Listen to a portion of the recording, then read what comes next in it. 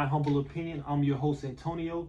Today's movie I will be going over is No Hard Feelings, starring Jennifer Lawrence, directed by Gene Stepnowskis. This movie, No Hard Feelings, first and foremost, I like to go over the pros and the cons. The pros of this movie is, first and foremost, Jennifer Lawrence. Jennifer Lawrence gave a great performance. She was able to display the darker sides of her character, also the comedic timing that it takes to make a quote-unquote romantic comedy. I'm guessing you would kind of put this into that genre. She did a great job through and through throughout the entire movie of displaying her comedic timing. She really carried the movie for the length of time that this movie was on. I believe it was around an hour and 40 minutes plus, like 1 hour 40 minutes, 1 hour 45 minutes, however the case.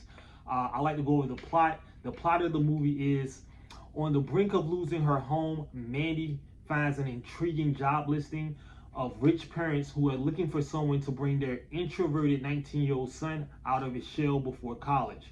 She has one summer to make him a man or die trying to get the much needed car that she needs to get around town. Now, when they say to turn him into a man, they mean that the parents want him to have a sexual experience. And this is the kind of the pros and the cons of the movie for me. In one way, you can find it kind of funny. Families trying to get their nerdy son to have his first time with a woman because he literally does nothing but come home and stay in his room and doesn't want to talk to anybody and doesn't have any friends. And they just don't think that's the type of socially fluent in college to get around and to be successful just in the real world, period. With that being said, with the cons, Jennifer Lawrence was funny. And that's pretty much it. I mean, she pretty much carries the movie. I'm gonna go straight to the cons. So the cons of the movie, I thought her, Jennifer Lawrence character, Maddie, and the boy who she's trying to get to have, relations with her, Mr. Percy, is 19 years old. Throughout the entire movie, I thought it felt kind of cringy. You try to lose yourself in the concept of the movie, but it does come off very cringy at times. I mean, this is literally a 32-year-old woman trying to have relations with a 19-year-old to make him lose his virginity. And you just can't get around that. Not only that, Jennifer Lawrence is, I don't know how tall Jennifer Lawrence is. I'm going to say she's 5'9". This kid had to be like 5'6". And then he's like really slim built. He really is playing a 19-year-old. He could play a 15-year-old. So the movie kind of gives you, it's kind of cringy. The entire movie is cringy. The two lead actors, they don't really have a lot of chemistry together as far as romantically. They come off like a brother and sister. If this was a brother and sister movie, they would have did a perfect job. Unfortunately, they were supposed to have relations. So it's times in a movie where Jennifer Lawrence is butt naked in the ocean, and she's telling him to come to her so they can have relations. The kid takes his clothes off, they go skinny dipping, she's ready to do the do. There's some kids who take their clothes. Jennifer Lawrence then comes out of the ocean and has a fight with the kids, and she ends up suplexing one of them. That's probably one of the brighter scenes in the movie. There's another scene in the movie where the kid finally gets a chance to shine, because through the first half of the movie, the young boy is not that good. He's actually very awkward, and it's almost like you just ready for him to get off the scene. Now, in the back half, he really comes out of his shell. Maybe it's the writing. I'll give it that. I'll say it's the writing. I don't want to take him down as an actor, so we'll just say it's the writing. The writing in the second half of the movie allows the kid to come out of his shell. By him being able to come out of his shell, he's allowed to be more of that character, and in such, feels like he's, he makes the movie go as good as Jennifer Lawrence makes it go for the most part. He has a scene in the movie where he has a scene where he plays the piano, and he does a great job. He's very charismatic. The scene lasts about a good 5 to 7 minutes, and you really want that scene to last another 10 minutes, and that goes to show you, when given the right material, a lot of actors can be put in a position to where they can really show you their skills. He was able to do that for that one scene, and maybe like 2 others. But for the most part, this movie was very cringy.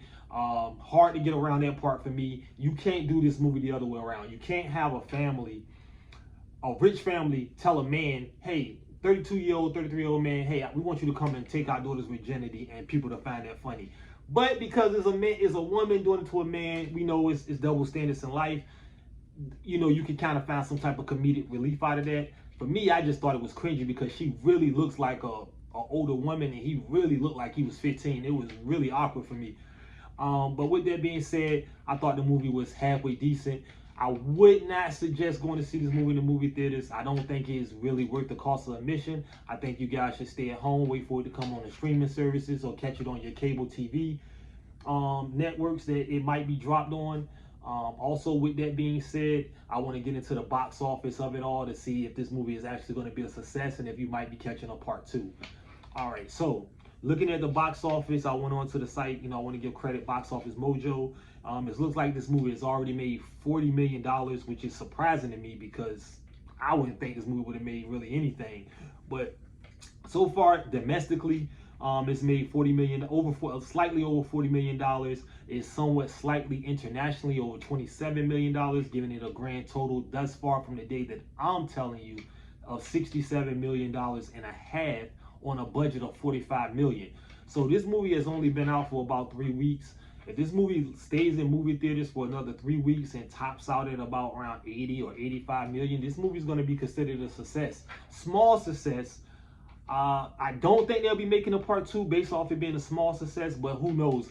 Jennifer Lawrence is a star, and even though this movie didn't leave you with a cliffhanger that there could be a part two, they really left you on a note of, well, this movie's over, because at the end of the movie, she does, have a, get herself, she's more of a well-rounded person. She gets over the fact that she didn't have a relationship with her dad. She also gets over the fact that, she has been the type of woman who's ran away from love, because that's some of the type of the problems that she has through the movie. So she grows as a character. The kid goes off to college, even though they never have relations with each other. He's able to move on, and he's much more confident as a person, and he looks like he's ready to be put into the, be ready to be put into society and not be looked at as somebody who can't be successful when he's around other people. So I don't know if this movie's going to have a part two. I don't think they should make a part two. With that being said, this is my review of No Hard Feelings. I would say wait for it to come on streamings. I don't think it's worth the cost of admission. But hey, if you got time, you with a girl or you with a guy and you want to see a rom-com or romantic comedy, here's something that's halfway decent. That's my review of No Hard Feelings. You guys have a good day. Again, this is No Hard Feelings Review. This is the show, My Humble Opinion. I'm your host, Antonio. Thank you.